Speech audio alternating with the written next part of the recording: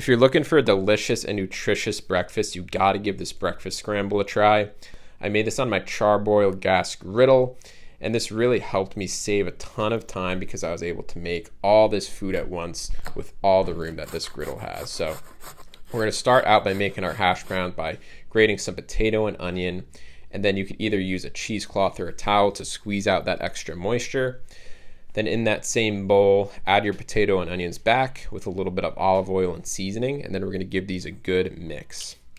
Now let's crack some eggs into a bowl to get those prepared.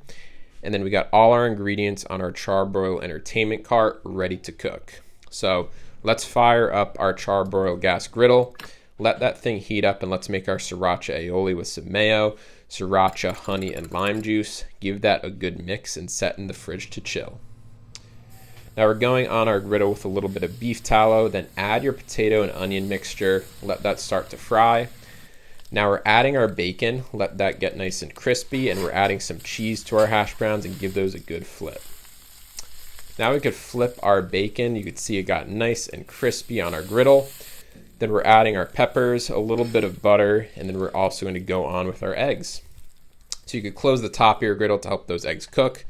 Plate everything up, add your sriracha aioli, and enjoy.